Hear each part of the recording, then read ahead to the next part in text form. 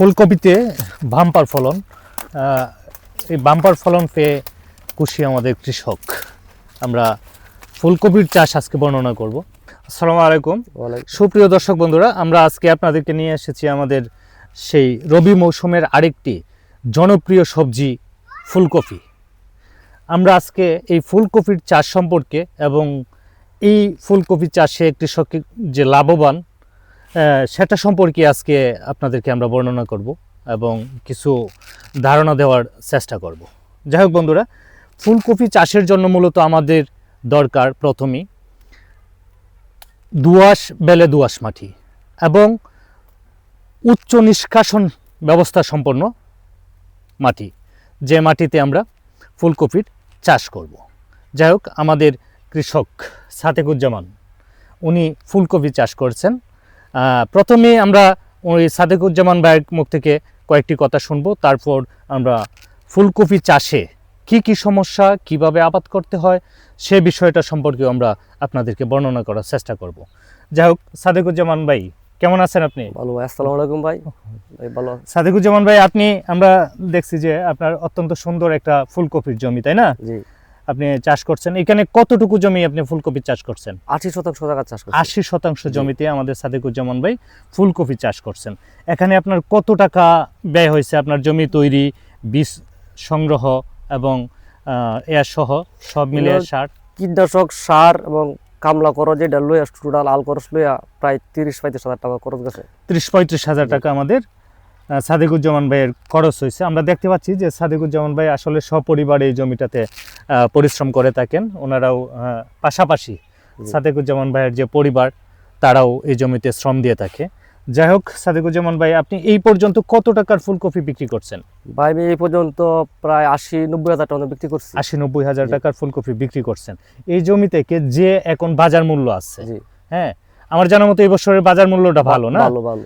কত টাকা আরো এখান থেকে বিক্রি করতে পারবেন বলে আশা করতেছেন? এখন বর্তমানে যে বাজার আছে এই বাজার তুলনামূলক আরো বিক্রি করলে 2.5 লক্ষ টাকা বিক্রি করতে পারবো। 2.5 লক্ষ টাকা এই বাজার থাকে আর কি। ধন্যবাদ সাদেকুজ্জামান ভাই, আপনার সফলতা, আপনার এই পরিশ্রমের ফল আপনার কাঙ্ক্ষিত অনুযায়ী লাভ আসুক সেই শুভকামনা থাকলো। যাই হোক বন্ধুরা, আমরা আপনাদেরকে ফুলকপি চাষ সম্পর্কে কিছু ধারণা দেওয়ার চেষ্টা করব। আসলে ফুলকপি চাষ একটি লাভজনক। বন্ধুরা, ফুলকপি চাষের জন্য আসলে আমাদের প্রথমে যে দরকার সেটা হলো বীজ, ভালো জাতের একটি বীজ।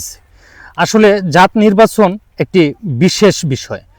আমাদের ফুলকপির জাতের মধ্যে অগ্রাণী, অর্লিপানাই, অর্নিস নোবল, সুপার স্লোবল এবং মধ্যমেয়াদী যেসব জাত আমরা পেয়ে থাকি সেগুলি মাগি, বেনারসি, ইউনিক, স্নোবল, হোয়াইট মান্টেড, ক্রিস্টমাস ইত্যাদি জাতের ভালো ভালো ফুলকপির জাত আমরা পেয়ে থাকি। আর ফুলকপি চাষের জন্য মূলত হেক্টর প্রতি 300 থেকে 350 গ্রাম বীজের দরকার হয় এবং ফুলকপি চাষের জন্য বীজতলা তৈরি আমরা 3 মিটার বাই 1 মিটার আকারের যদি বীজতলা তৈরি করি তাহলে সবচেয়ে ভালো হয়। ফুলকপি চাষের জন্য আমরা জমি তৈরিতে যেসব সার ব্যবহার করে থাকি, ইউরিয়া সার হেক্টর প্রতি 250 থেকে 300, টিএসপি 150 থেকে 200 কেজি, এমওপি সার 200 থেকে 250 কেজি এবং গোবর সার 15 থেকে 20 টন। একটি বিষয় আমি বলে রাখি যে গোবর সারটি 2 কিস্তিতে প্রয়োগ করলে ভালো। জমি প্রস্তুতের সময় টিএসপি এবং গোবর সারগুলি আমরা অর্ধেক, টিএসপি সম্পূর্ণ এবং গোবর সার, এমওপি সার এগুলি অর্ধেক প্রয়োগ করে এবং বাকি গোবর সার মাদা তৈরির সময় আমরা প্রয়োগ করে 5-6 দিন রেখে দেওয়ার পর যদি মাদায় আমরা চারা রোপণ করব। চারা রোপণের জন্য আমরা 60 সেন্টিমিটার থেকে 40 সেন্টিমিটার পর্যন্ত, 60 সেন্টিমিটার আমরা সারি থেকে সারির দূরত্ব এবং 40 সেন্টিমিটার চারার দূরত্ব রেখে আমরা ফুলকপির চাষ করলে ভালো। ফুলকপি চারা যখন আমরা বীজতলা থেকে উঠাবো তখন বীজতলার থেকে উঠানোর সময় যেন শিকড় ক্ষতিগ্রস্ত না হয় সেদিকে আমাদের অবশ্যই ভালোভাবে নজর রাখতে হবে। ফুলকপি চাষে আমাদের যে রোগ হয় সেই রোগগুলি হলো ফুলকপির মাথা পচা রোগ সবচেয়ে উল্লেখযোগ্য, এবং ফুলকপির অল্টারনারিয়া স্পট বা ব্লাইট, ফুলকপির শিকড় পচা রোগ। আসলে এই রোগগুলির জন্য আমরা কার্বেন্ডাজিম অথবা ম্যানকোজেব মেটালেক্সিল জাতীয় ওষুধগুলো স্প্রে করলে ভালো সুফল পাওয়া যায়। এছাড়াও ফুলকপিতে আমাদের শীতের প্রকোপে কারণে বিভিন্ন সময় রোগগুলির প্রকোপ আরও বেড়ে যায়, যে কারণে ছত্রাকনাশক জাতীয় ওষুধগুলো আগে থেকে স্প্রে করা অনেক ভালো। ফুলকপিতে যেসব পোকা হয় সেগুলো হলো, সবচেয়ে উল্লেখযোগ্য পোকা হলো মাথা কেঁকুলে লেদা পোকা, সরুই পোকা এবং কাটুই পোকা। এই পোকাগুলো দমনের জন্য বাজারে যথেষ্ট পরিমাণ ওষুধ পাওয়া যায়। সহজেই সেই ওষুধগুলি ক্রয় করে, যেমন থায়ামেথক্সাম, ল্যামডাসাইহোলিট্রিন, এই জাতীয় ওষুধগুলো বাজার থেকে ক্রয় করে পরিমিত মাত্রায় জমিতে প্রয়োগ করলে ফুলকপির পোকা থেকে রক্ষা পাওয়া যায়। আসলে বন্ধুরা, আমরা এখন এই ফুলকপির চাষ সম্পর্কে এতক্ষণ আপনাদেরকে অবহিত করলাম। আসলে আমরা এই আমাদের সাদিকুজ্জামান ভাইয়ের যে ফুলকপি, সেগুলি এখন প্রতি পিস কত টাকা করে বিক্রি করতে পারেন সাদিক ভাই?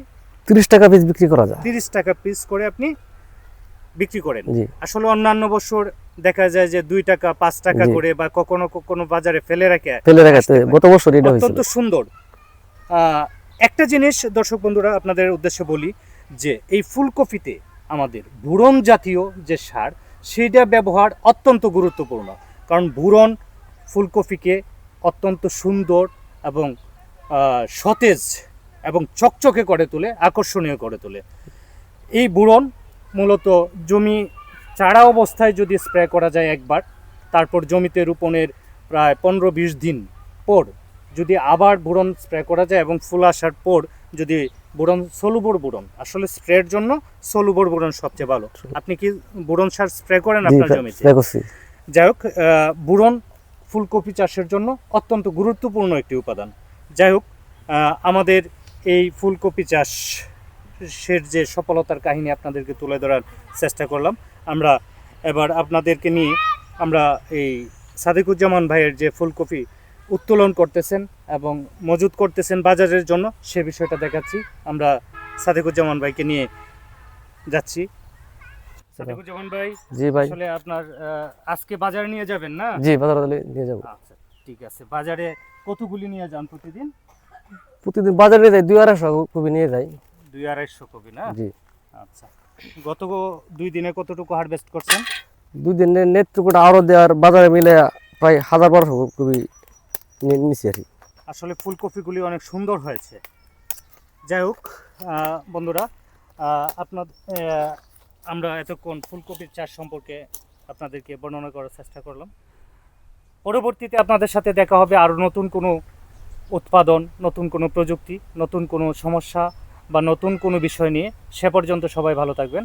আসসালামু আলাইকুম।